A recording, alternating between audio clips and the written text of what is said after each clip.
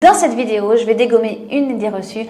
Non, le porno n'est pas responsable des problèmes de désir et de sexualité dans le couple. Attention, si tu es dépendant au porno, si tu vis une addiction au porno et que tu le vis très mal, je t'invite évidemment à consulter des spécialistes du sujet qui vont pouvoir t'aider à sortir de cette dépendance et à te sentir mieux.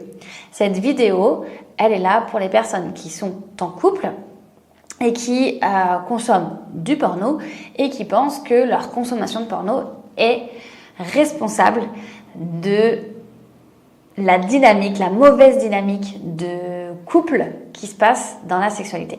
On entend souvent que le porno, c'est un peu le grand méchant loup du sexe. Je ne suis pas tout à fait d'accord avec cette vision. Le porno, c'est un bouc émissaire super facile. Parce qu'on peut vite faire des raccourcis, surtout en tant qu'accompagnant dans la sexualité. Je suis sex coach, j'accompagne des personnes tous les jours dans leur sexualité et j'accompagne notamment ce que j'appelle des grandes flammes, des personnes qui ont beaucoup de désir dans leur relation et qui sont souvent frustrées parce que le partenaire a moins de désir. Et donc, en tant qu'accompagnante, je pose souvent la question de la pratique masturbatoire, de dire ok, combien de fois tu te masturbes dans la journée, combien de fois tu te masturbes par semaine et comment tu te masturbes. Donc, il faut savoir que là, je vais parler au masculin parce que j'ai plus la statistique exacte, mais je crois que c'est vraiment plus de 80%, voire 90% des consommateurs de porno sont des hommes. Donc, je vais parler à ces 90%-là. Moi, en tant qu'accompagnante aujourd'hui, quand j'ai une grande flamme qui vient vers moi et qui me dit qu'elle est frustrée, je lui demande sa pratique masturbatoire et donc très vite, on peut arriver à des consommations journalières qui sont importantes. Par exemple, 3, 4, 5 fois par jour. À regarder du porno. Et donc, on pourrait facilement en venir à la conclusion, on pourrait facilement dire, écoute, en fait, là, la meilleure chose que tu peux faire, c'est d'arrêter le porno. Si tu arrêtes le porno, tu vas arrêter de visualiser des pratiques toujours plus extrêmes qui sont très éloignées de la réalité que tu vis avec ta partenaire. Et en plus, du coup, tu vas t'habituer à gérer ta frustration et à gérer ta pression, ta pression à la pulsion, etc. Et puis voilà. Sauf que la réalité, c'est comment, à un moment donné, on en arrive à consommer autant de porno dans une journée, comment on en arrive à être ici. Et donc, en fait, on pourrait pointer le porno du doigt, mais moi, j'ai pas envie de faire ça. Parce que je pense qu'on peut avoir une consommation de porno tout à fait raisonnable, que le porno a sa place dans la sexualité. Évidemment, je recommande le porno éthique, le porno qui est fait dans des conditions qui respectent les êtres humains, etc. C'est pas le débat de cette vidéo. Mais à un moment donné, j'aimerais qu'on arrête comme ça de pointer tout le temps du doigt les hommes qui regardent beaucoup de porno, parce que les hommes en couple qui regardent du porno le font souvent pour venir compenser un déséquilibre dans la relation, et c'est de ça que j'ai envie de parler aujourd'hui. Déjà, je vais parler des résultats que j'obtiens avec les hommes que j'accompagne. On ne parle jamais de porno dans mon accompagnement. En fait, on en parle, évidemment, je vais conseiller, on échange des noms de personnes à regarder, à suivre, etc. Mais je ne vais jamais blâmer le porno et je ne vais jamais en parler directement. En fait, le porno aujourd'hui, il faut savoir que c'est un symptôme de quelque chose qui ne va pas bien dans la relation à l'intimité dans le couple. Et donc, quand on regarde des choses comme ça, je dis, ok, il y a une consommation très forte de porno, il y a une activité masturbatoire qui est très forte, donc il y a une frustration accumulée qui est très forte.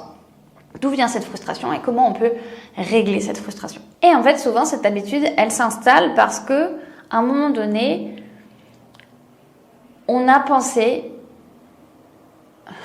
En fait, cette habitude, elle va s'installer quand il y a un écart de désir dans la relation et aussi quand on voit le sexe comme une pulsion à assouvir.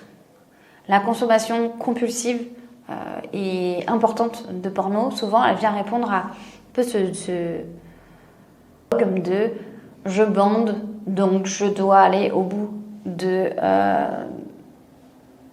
l'acte ». Et donc, je vais soit trouver quelqu'un si ma partenaire est disponible, soit c'est pas le cas, je vais m'isoler, je vais regarder du porno.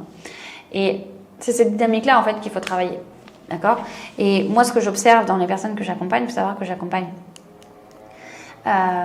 des hommes à mieux gérer leur frustration. Et en fait, une des conséquences qu'on observe dans la majorité des cas, c'est que naturellement, en fait, la consommation de porno diminue quand on vient travailler sur sa perception de la sexualité et sa perception de sa propre frustration. Il y a beaucoup de personnes qui regardent du porno parce qu'ils pensent que le sexe est un besoin et que j'ai besoin de me vider les couilles, sinon je ne serais pas bien. Alors évidemment, on n'a pas besoin de se vider les couilles 3 fois par jour. Et on n'a pas besoin de se vider les couilles tout court. D'accord? Donc, ça, c'est une croyance qui est très ancrée chez beaucoup d'hommes et qui, en fait, fait du mal à la sexualité plus que le porno, finalement. Le porno, il vient répondre à ce faux besoin de je suis un homme, c'est normal, j'ai besoin de me vider, j'ai besoin de me décharger. Et à partir du moment où tu changes cette croyance-là, à partir du moment où tu viens shifter ça, et à partir du moment où tu te dis, mais en fait, je suis un mec, et je suis capable de gérer ma libido, de gérer mon énergie sexuelle, j'ai pas besoin de décharger, que ça soit sur ma compagne ou devant une vidéo porno, je suis capable d'avoir une sexualité mature, adulte, et ben là tout de suite, le porno, il a beaucoup moins sa place, en fait, dans la sexualité. Et du coup, le porno devient une activité un peu comme on peut avoir un sextoy, comme on peut avoir une envie, je sais pas, d'aller en club, comme on peut avoir envie de se bander les yeux, etc. On pourrait dire, ah bah tiens, là, moi j'ai envie de me mater un porno et de me faire plaisir et de vivre un moment pour moi. Ça, en fait, c'est le signe d'une sexualité super épanouie, d'une perception de la sexualité, du coup, qui va me rendre heureux et me rendre épanoui. Parce que, évidemment, il y a peu de personnes qui sont très épanouies à l'idée de consommer 3, 4, 5 fois du porno par jour, même plusieurs fois par semaine. D'accord? En tout cas, les hommes avec qui je travaille, la plupart du temps, quand on creuse ce rapport au porno, il y a une façon de le vivre qui est pas très positive. C'est-à-dire que sur le moment, on est bien, puis en fait, quand on éteint l'ordi, quand on arrête, il y a un petit sentiment de « Ah ouais, genre, c'est pas ouf, genre, on se juge un peu. » Alors que quand j'ai compris qu'en fait j'étais capable de gérer mes pulsions, que je suis capable de gérer ma frustration et qu'en fait la sexualité c'est un super terrain de jeu, tout à coup le porno prend une place beaucoup moins importante. La masturbation aussi compulsive, la masturbation de décharge prend une place aussi moins importante. Donc pourquoi le porno, c'est pas le problème? Le problème, c'est ta perception que tu as de ta sexualité et la perception que tu as de ce que doit être ta sexualité et du nombre de fois où tu peux avoir des orgasmes, où tu peux avoir de la jouissance, où tu peux avoir une éjaculation.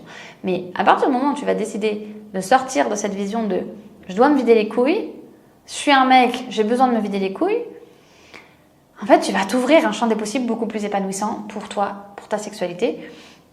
Et naturellement, ta consommation de porno va descendre et elle va se transformer, elle va t'apporter autre chose. Le porno, il vient pas dire de toi que... Donc le porno, c'est pas ça qui tue ta libido, c'est pas ça qui crée un couple pas heureux dans sa sexualité. Ma vision, ma perception du sexe qui définit ma consommation de porno. Et à partir du moment où tu reprends le contrôle sur ta perception du sexe, et ben du coup tu reprends le contrôle sur ta perception du porno et sur ta consommation. Si tu as envie d'avancer sur ces questions en étant accompagné, en étant dans un cadre bienveillant, non jugeant, j'ai créé un espace qui s'appelle le Club d'Esmé. C'est gratuit, tu vas pouvoir trouver des ressources pour t'aider à transformer ta vision de la sexualité et accéder à une sexualité fun, connectée et épanouissante. Tu peux nous rejoindre gratuitement avec le lien sous cette vidéo. Je te dis à bientôt, soit dans le Club d'Esmé, soit dans une prochaine vidéo.